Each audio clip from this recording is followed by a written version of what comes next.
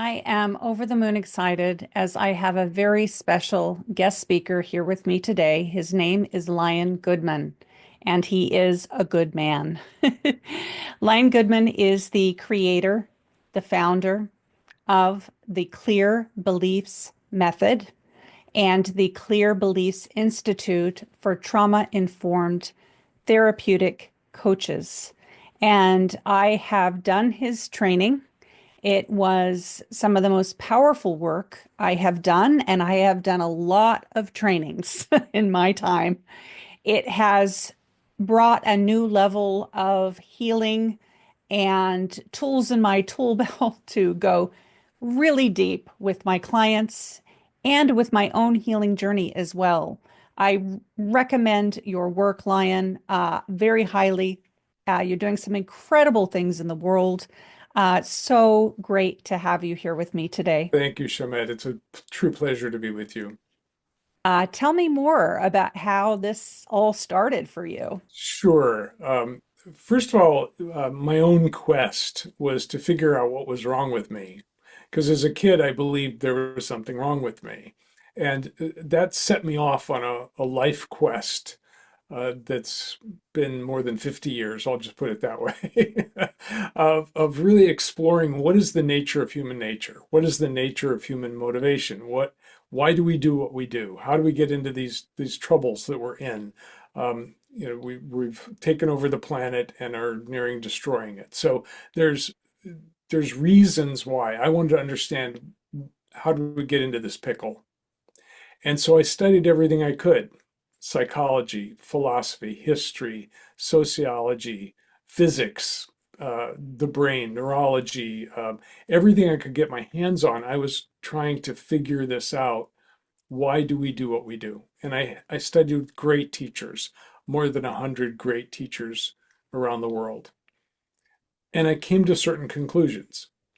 And one of the conclusions was that beliefs were key to our mindset and to our behavior.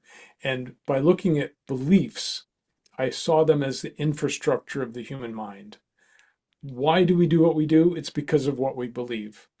I have to share that I recently got a book called The Soul, A History of the Human Mind, which is about this thick. It's by a guy named Paul Tam. Uh, and he basically says in this book, all of history is based on the beliefs that we have. And I went, yeah, that's what I've been teaching. So it was good to get some verification. But there's many books that talk about beliefs, but beliefs are the infrastructure. They're how we see the world. They're how we see ourselves. They're like lenses that we look through. And they're also the best leverage for human change. How do we change our minds? How do we change ourselves? How do we change other people? Change your beliefs. If you don't like something that's happening, look at your beliefs about it and shift your beliefs, and you see it differently. You can respond differently. So that's been the basis of my work for 20 years. And that's what I teach. And it's now expanded into really understanding trauma, the nature of trauma, the nature of the human mind, and our injuries and how we respond to our injuries, how we build our personalities, and how to create change rapidly and permanently. Yes, the power of beliefs and the power of your work is extraordinary. And, I've done your certification training, but more than that, I have done the work, the inside work of applying what I've learned from you. And you really are a master teacher. And I'm so grateful that you're one of my mentors and teachers because the belief work that I have done has completely shifted my inner landscape. And now I can see, the trauma lens that people react from and the lens of perception that they're seeing through is that trauma lens. And once you start doing the belief clearing work, you start clearing all that old stuff out, simple things like money doesn't grow on trees. Well, it actually does. Money's made from paper. is made from trees, apples and oranges and fruits grow on trees. I mean, there's an abundance of money on this planet. There's a distribution problem, but that's another another topic, right? But once you start changing your beliefs, like your whole world shifts and changes, and it's powerful. It's really powerful work, Lion. I'm so grateful for the work you do, and I think everyone on this planet needs to do belief clearing work personally. So thank you. Fantastic. Well, let's dive right in to the leadership questions. So my first question for you today is, what does leadership mean to you? Well, it's a big topic, and I appreciate you for broaching it with all these great speakers. My favorite definition is that leadership is a set of both mindsets and behaviors that can align people together and move them in a collective direction. Leadership enables people to work together and accomplish shared goals. So that's the core of leadership. It's getting people to move in the same direction and accomplish something. Now, we're Mm, tribal animals, we're social animals, and almost all social animals demonstrate hierarchies in their societies. So there's alpha male and females and beta males and females and gamma in wolves and in chickens and in, pretty much every social group. It's part of our biological heritage, um, as much as we deny it in our modern world. We say that we're individuals, right? But we're really collective animals. And so leadership, you can see it in other animal groups, you can see it in humans as well. We're supposed to live and thrive in community, not separated by this individualism. But that rugged individualism, self-sufficient people, children who can take care of themselves, those are prized in our culture, but none of it creates a healthy community. And native tribes had chiefs who could make the final decision if the tribe couldn't come to a decision together. And that chief wasn't arbitrary, he wasn't a dictator, he was a deep listener. And he'd connect with the spirits to get guidance, and bring that guidance back to the tribe. And in many tribes in the US, the women elected or appointed the next chief. And they could oust the chief if he wasn't taking care of everybody in the community. So that's where the power is. The power is with the women who can say, yeah, we need a big male to make the decisions, but we're really the power behind that. aw, Lion. I love that you honor the goddess and that you honor women and that you're standing shoulder to shoulder with us. And that's one of the qualities I love in a male leader like yourself, a new thought leader that doesn't get threatened by the feminine power and instead goes, let's support this feminine power and how can we work together? Because to me, new paradigm leadership is men and women leading together with which is what you're talking about. So thank you so much. Thank you, Schamet. So to make healthy leadership needs all three centers active. It needs a brilliant mind and a listening mind, a loving heart, and the power that comes from the will. And that's how tribes survived. That's how we're supposed to thrive. And unfortunately, in this country, we're kind of all apart, being broken apart. I have been feeling the intensity of what's been going on. I'm living on the other side of the planet, New Zealand, and it's very safe here and very beautiful. But I grew up in California. I love the United States, and I keep thinking about how, if it's going to be called the United States of America, then it needs to be united, and it is in a state of urgency at the moment. And it has been for a while, and we think things are getting better, and then we go backwards, and then we go a little bit forward, and then we go backwards. And I'm hoping that the situation is that things have to kind of get a bit dark in order for the stars to shine brighter, and I keep thinking that I don't want to get lost in the darkness of it all. And how can we bring the light? How can we be that lighthouse? How can we be that watchtower too? Like watching, but how can we also be that lighthouse within the darkness? And having these conversations is part of that awakening and that reckoning because we need to be all be aware. So, what does old paradigm leadership mean to you? When we talk about old paradigms, we have to talk about leadership in history, right? So history is one of the things I love to study. And for the last 5,000 years or so, this tribal understanding, people taking care of each other, became someone, a big man usually, rising up and convincing other people that he could lead, uh, and that they needed to follow him. And if they didn't follow him, he had bullies who would go beat them up and until they followed him. So so this is where we get command and control systems. And command and control is actually a very important type of leadership in certain situations. In a battle, you need a person who is looking down at the battle and directing the forces to win the battle. And the forces are people who will follow their leader, their commander, who follows the king or the warrior leader and does what they say in order to win. And that's very effective leadership in a battle.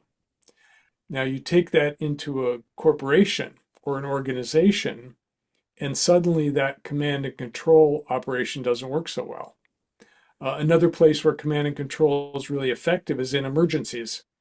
In an emergency, you need someone who knows what's going on, says, you go do that, you go do that, you take care of this person, here's how to fix that person. That's a really effective form of leadership in emergencies. But we don't live in emergencies. You do if you're a doctor in the emergency room. But for most of us, that type of leadership, when it applied to an organization or a corporation or a business, it just pisses people off. and, and then they resist that kind of leadership. And I call it the don't row syndrome. It's like everybody's in the boat and the guy's going row row and they're going, yeah, I don't think so, I'm not in the mood to row today. I've got to check my emails. And so you get a lot of resistance back on that kind of leadership. And so that's what I see as the old paradigm. Again, good in certain situations, but not when you have a complex society with complex needs and complex people. I love that you did not demonize the old forms of leadership and the old paradigm of leadership. I love that you brought in the aspects of when it's needed and why it's needed. I love that because, that saying of don't throw the baby out with the bathwater. There's important elements like if there was an emergency, those are really important leadership qualities to have. I love the complex answer that you've given. And what does new paradigm leadership mean to you? Well, if command and control was the old, then collaboration is the new. But there's a problem with collaboration. Um, I've studied collaboration, what makes it work. And the problem with most collaborative efforts is that hierarchical organizations, top down command and control, they operate really efficiently because they have certain structures that they use. If someone above you tells you what to do, you have to do it, and you can tell people below you what to do, and they have to do it. So those structures make it very effective. And business, the economy, Western civilization has built incredible things because of that kind of top down leadership and command and control. Look at buildings being built, skyscrapers, from pyramids to skyscrapers. There's somebody in charge telling other people what to do and gathering the forces, whether it's through economics, I'll pay you, or slavery in the old days. You have to do this or I'll beat you to death, or or some kind of religious fervor that says we're all going to work together for a greater purpose. It's like that kind of top-down leadership, the typical pyramid, was effective and has built Western civilization.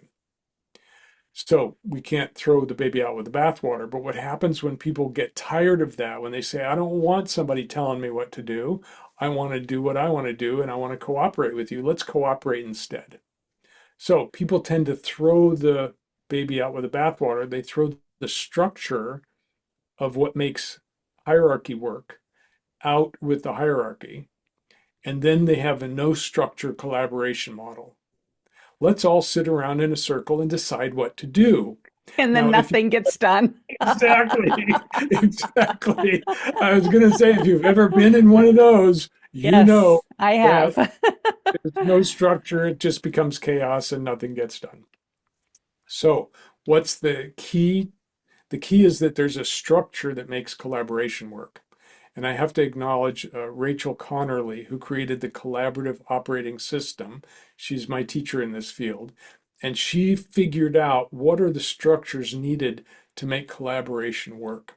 Now, when you bring in the right structures, people are organized in certain ways, everybody's represented, everybody has a voice, but there's structures in place to get things done.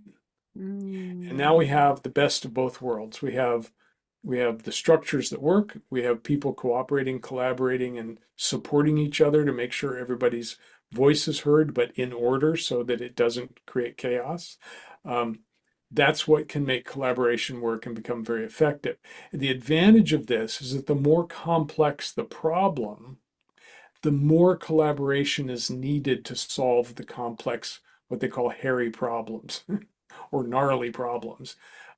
And so, even in the military, interestingly, the military a number of years ago realized that top down command and control didn't work in complex situations, like when you're fighting guerrilla warfare, right?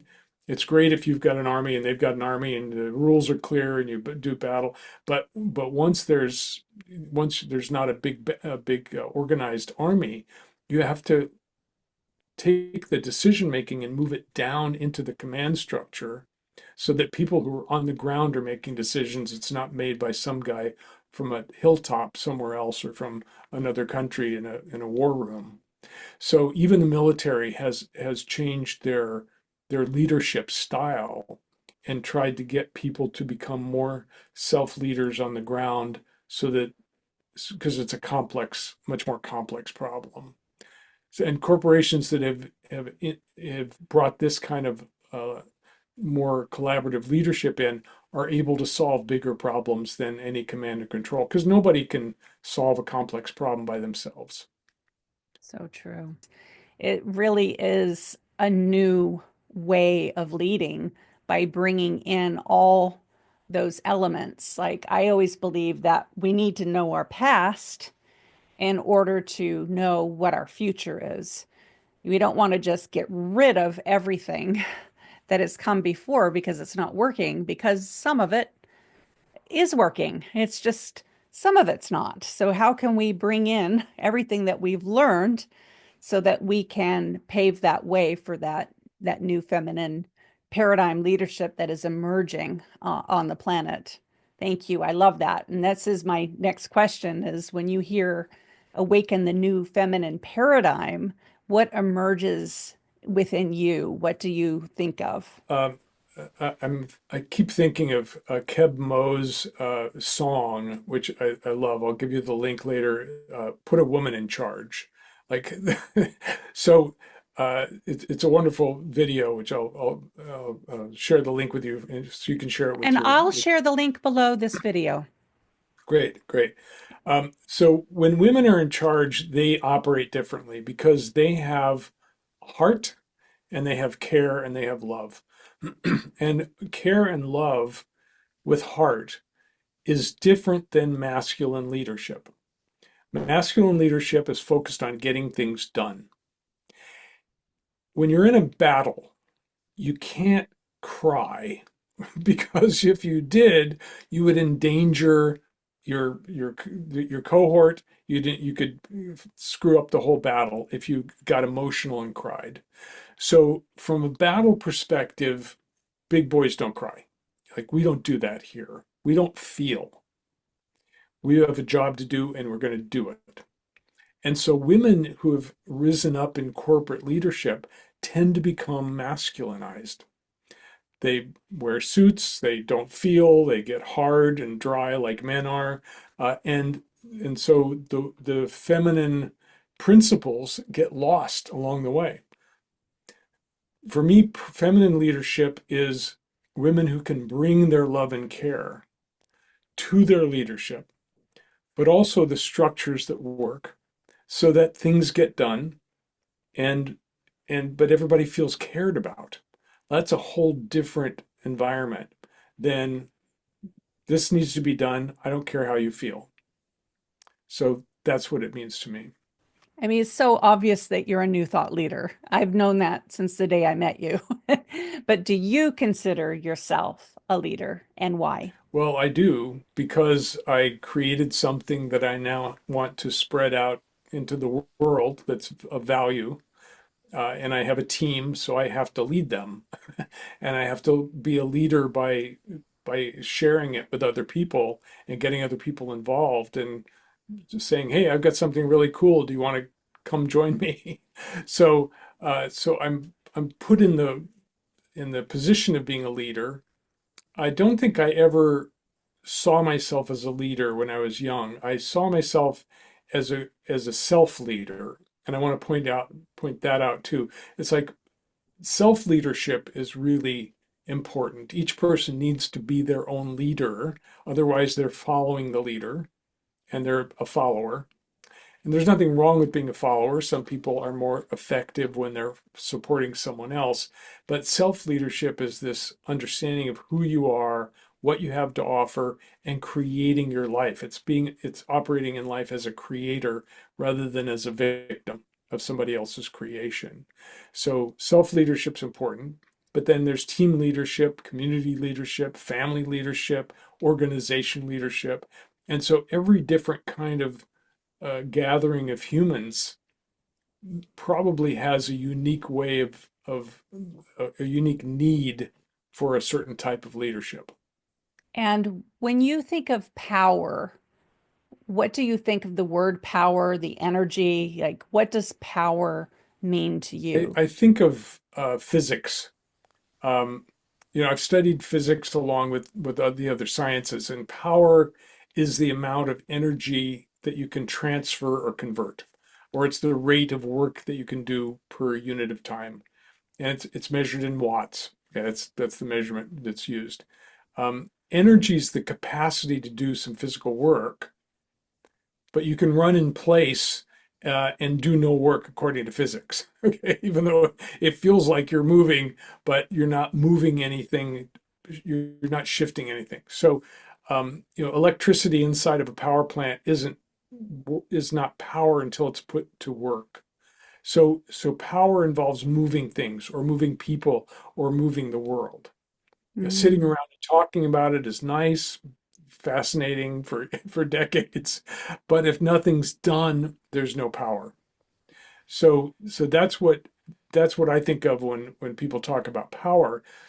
Power also can accumulate upwards as a natural phenomenon, and so uh, if we're in the old paradigm, power goes up to the top. In the early civilizations, all the people were paying taxes to the king. And so that money and that wealth and that power moved upwards. And in a good kingdom, that power was then brought back to the people for improving things. Now, that's supposedly how our democratic system works, is that we all pay taxes. The government then creates roads and creates hospitals and creates healthcare systems and creates social systems and like that. That's how it's supposed to work. That's when power is shared in the right way and it flows. It's a circulation system, right? Mm.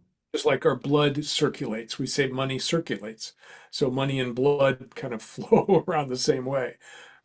The problem is when those at the top don't share, they don't keep it flowing.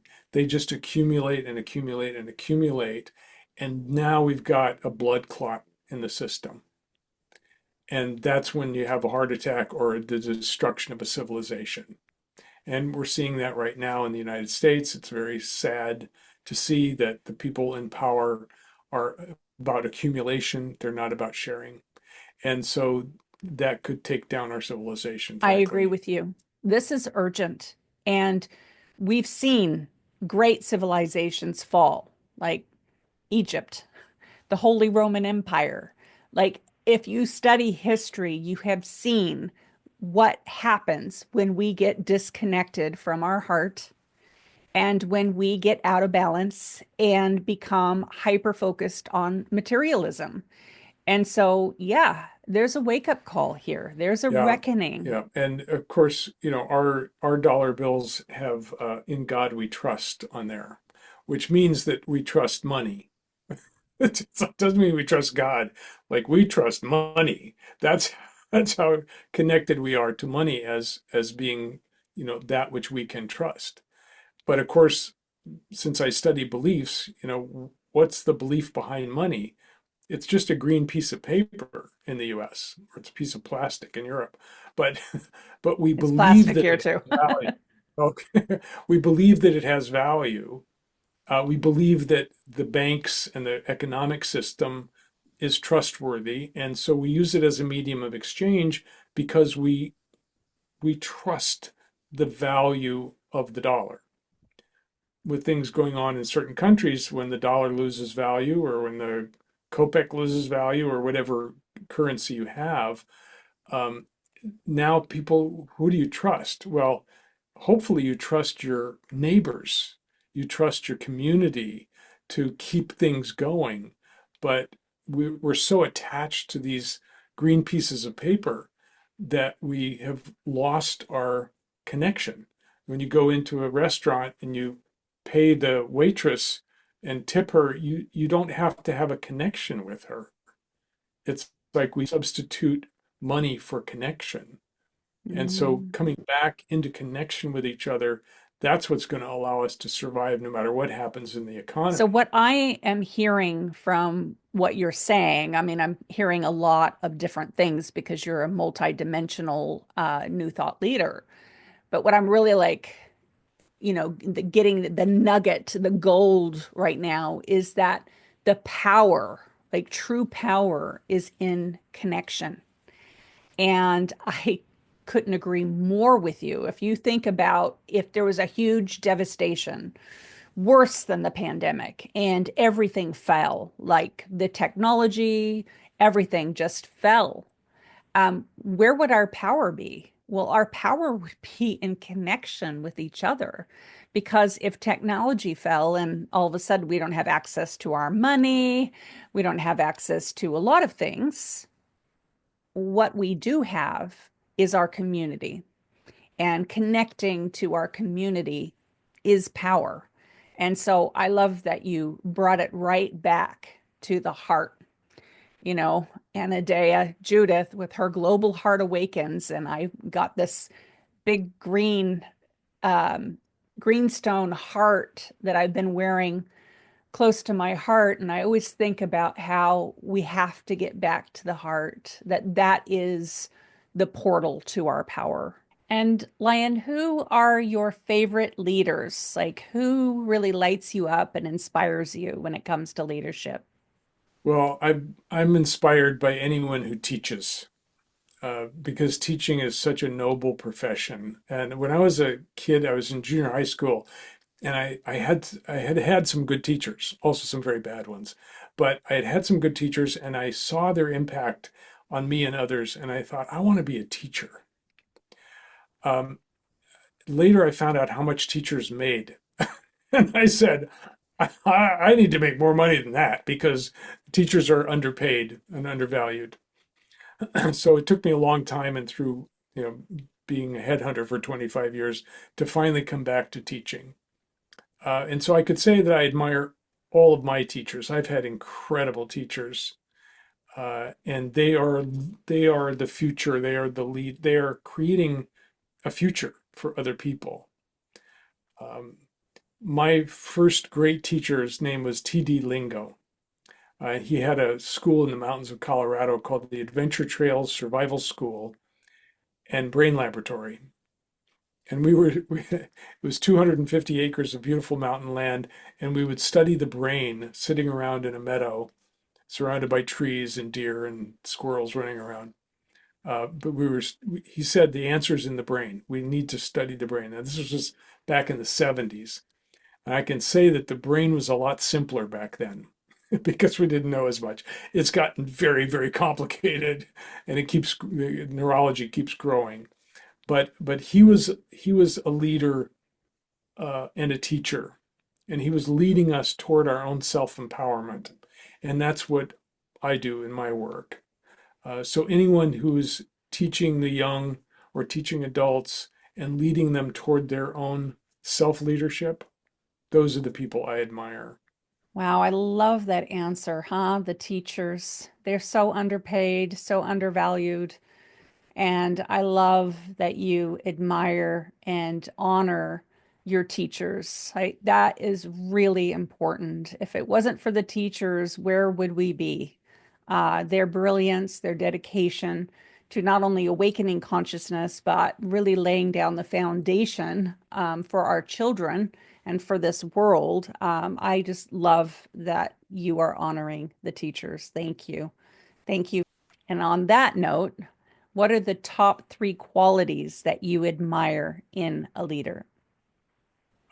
Well, clearly it's care. In fact, there was a Harvard study that said that 89%, I don't know why that percent, but 89% of being an effective leader was four qualities, not three. The first was being supportive of others. That's love and care, right? The second is operating with a strong orientation toward results. And that's that, driving masculine quality that gets things done, right? And then the third was seeking different perspectives, and that's wisdom. Instead of being like I'm a genius and I'm going to run everything, it's like, what do you think? What do you think? Let's do use our collective wisdom to solve this problem. And the fourth was optimizing the work that got done with the energy available, meaning that they knew how to optimize systems and structures in order to get the most done. So that's from Harvard. I probably can't do any better than that. That's quite a good answer. I graduated with a degree in consciousness studies Oh, in wow. 1975. It was one of the first degrees granted in that field because that was my passion. And then I didn't know what to do. I couldn't find a job, so I took a job as a traveling salesman. I did that for a couple of years. And then I got shot and was almost killed in a dramatic incident, which became a very famous story of mine. Uh, If you hadn't gotten shot, then you wouldn't be doing the work that you're doing. And in a way, it's like sometimes out of tragedy and horrible things happening, these miraculous things happen. And then, the spiritual crisis becomes the spiritual awakening. it was an awakening experience, but I don't recommend it as a path of awakening. Yeah. Exactly. Yeah, don't get shot in order to have your spiritual awakening. And then I needed a job, so I got a job as a headhunter. And that became my career for 25 years. So I was helping companies find people for jobs that they had. And I became very successful in that. I had my own business, created $1 million search firm. And then the dot bomb happened back in the 80s, and my or in the 2000s, and my whole business fell apart. And so all excuse me, all the money that I made, I was not making any money anymore. So I became a coach, and that led to my next career of teaching coaches. So that's the brief story. Oh, I love that. You've really come full circle in all the work that you've done. I love that you started out in getting your degree in consciousness and then did all this kind of leadership work and then came to a full circle back into being a teacher. And here's the biggest question of all. If you were made leader of the world, what would you do? Resign. Oh my gosh, that's so funny. Too hard. Don't want to do it. That was a flip answer, but Yeah, something that I love about you and new thought leaders tend to have this, which is a sense of humor. Like, um, I would gather the wisest people that I could find and bring them together using the collaborative operating system to to really to come up with a plan for how to turn this planet into a garden where everyone could thrive. I mean, that would be my primary goal. As it's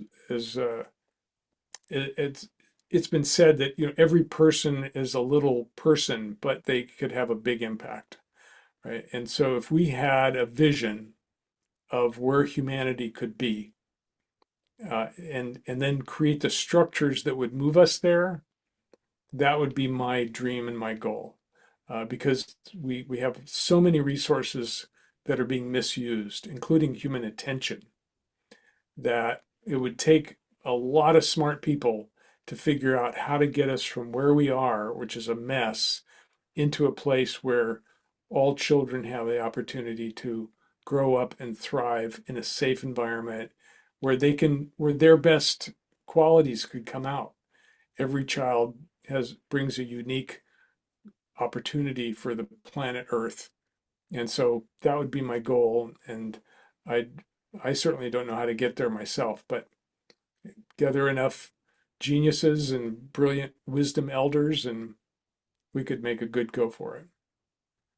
well, Lion, my perspective on it is that you're already doing that. And I'm so grateful for the work you're doing. I'd love for you to share with everyone where you've brought your clear beliefs method and your training, because I really feel like you're bringing your work to the people that need it the most. It just, when I think of you and what you're doing, my heart just opens so wide. And I just think, oh, Lion, you're such a good man, and your name is Lion Goodman.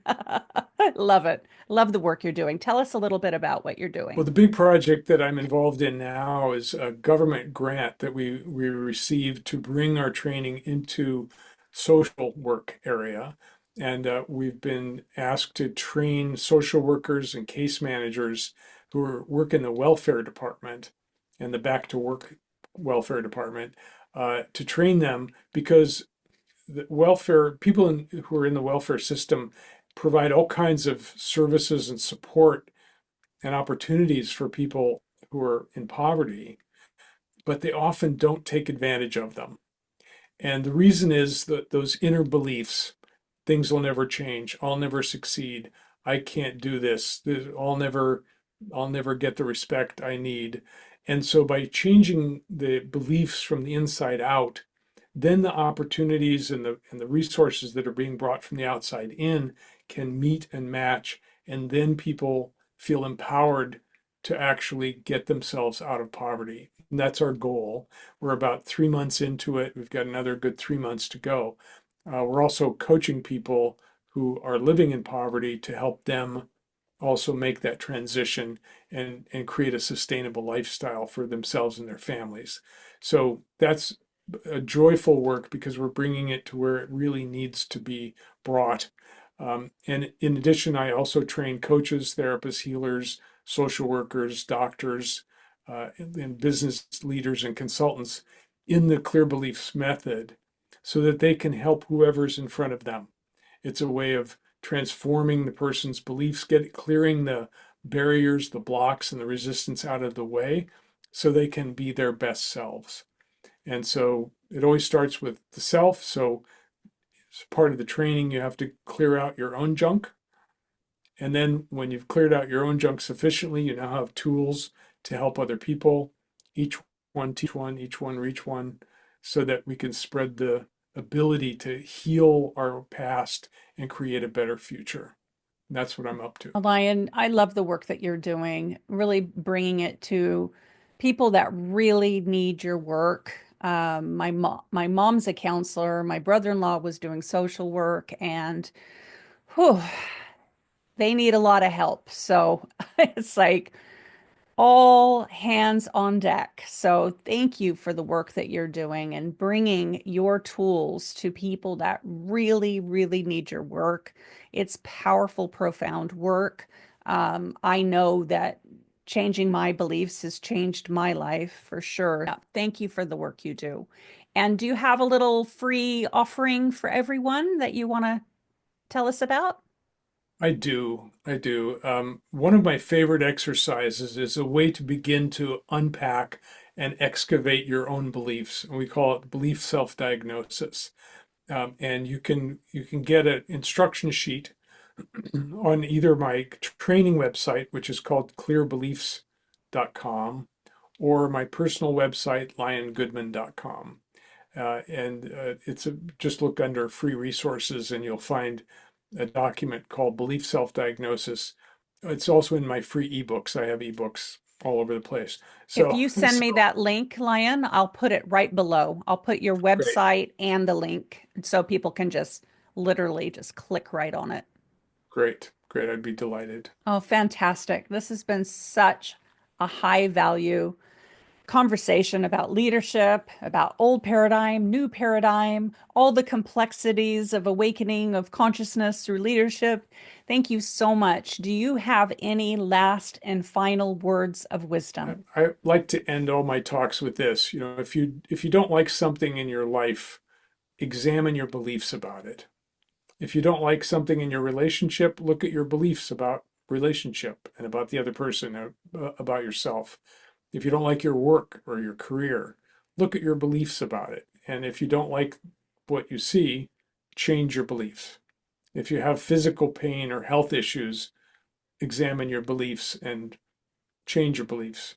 Because beliefs are at the core of all human experience, as far as I can tell. And that when you change your beliefs, everything else changes. So that's my final words of That advice. after I had done my certification, this was years ago now, you had referred a client to me. And, this is a good example of your work and the power of your work. She had come to me and she couldn't feel anything from the neck down. And she was pretty disgruntled. She said she had seen this person and all these famous people had tried to help her and none of them did anything for her, and that you had recommended me. And talk about being put on the spot. I'm like, oh gosh, I hope I can help her. And she explained to me what was going on, and my intuition said, oh yeah, I can help her. And I said to her, I can help you, but I'm going to do this for you. I'm going to give you the session for free, and if I help you, then you can pay me. And she got emotional. She's like, nobody's ever offered me something like this. And I was like, oh, look, you're feeling something. It's already working. And and she says, oh, I'm gonna book the session with you. And I said, well, here's the other deal, that you have to take responsibility for your own healing. I cannot heal you. I won't heal you, but I'll lead you there. But you have to do the work, and that's your responsibility to heal yourself. I can just guide you and facilitate the healing journey. And we did the clear beliefs coaching work and inner child healing as well. And we went through, and after 2 sessions, she could feel everything again. She was just bottlenecked, stuffing everything down, not wanting to feel the unsavory parts. But, you can't heal what you don't feel. And once she started feeling again, she reconnected with her joy. She became childlike. She was having fun with her grandkids, and she was so grateful. And she did pay me, and she even came and saw me for another session. And it was a really amazing process because it literally only took 2 sessions. They were 2 hours each session, but deep, deep dive into the clear beliefs method. And doing that inner child healing work and clearing the beliefs and allowing joy to emerge, clearing out all that clutter that doesn't serve us and allowing her to really embody her feelings and her joy. And yeah, it was really powerful. So I love the work that you're doing. And thank you for referring that client to me. Well, you're welcome. Thank you. I wouldn't That have was a referred long her. time ago, but yeah. I'm sure I referred her because you were the right person. So Oh, that's fantastic. You are such a man of wisdom. I love you. Thank you for being in this summit. It's just so wonderful to have a man that embodies the sacred, divine, feminine power.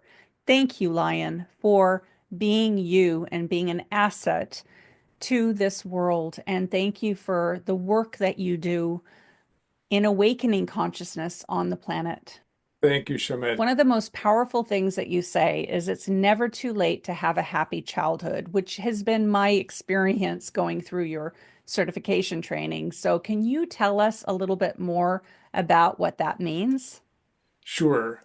One of the techniques we use, actually, a number of our techniques are based on what psychologists now call memory reconsolidation. It's a fairly new field in psychology. And when I found it, I went, oh, that's what we've been doing for 20 years. So it's actually that we bring our past with us in the present through our memories. And if something happened in the past that hurt you, uh, harmed you, you had to react to it in a certain way. And that's kind of getting a certain piece of you stuck in a position. So our inner child is often stuck in a place where they can't thrive. Uh, they were beaten or they were harmed or they were injured in some way. And so we use this process called the belief closet process to go back into the past and actually change memory. And memories are consolidated, but we can deconsolidate them and reconsolidate them, actually put them back together in a different way so that that inner child is no longer stuck in that harmful place, but is thriving, is playful and comes back to themselves. And that inner child in us then is thriving, bringing us the joy and the playfulness, the curiosity that children have, and that's always inside of us, but it gets suppressed by traumas or other methods of suppression, indoctrination, limitations, and so we're just freeing up those parts of us that got hidden or crushed or blocked in childhood. And so when we bring that all together, it gives us the happy childhood that we never had, and it's inside of us. I love that so much. At the end of our training, I'll never forget the inner child work that I did was so profound. I really felt like I quantum jumped into my empowered version of who I am in my full capacity. And we went swimming, me and my boys, and we had these blow up. I had a unicorn and they had, I think, a pizza. And like, we just swam and played and had so much fun. And I was like, Lion Goodman's right. This is my happy childhood right here, right now. And I just really came into that joyful state because I had released all that, stuff that was holding me back from feeling that presence. And so powerful work that you're doing, Lion. Thank you so much for this conversation. It has been wonderful. Thank you, Shamet. It's a true pleasure and honor to be here with you. Thank you. You too. Mm. Blessings. And blessings to you and to everyone listening. Yeah. Never too late to have a happy childhood. It's true. True.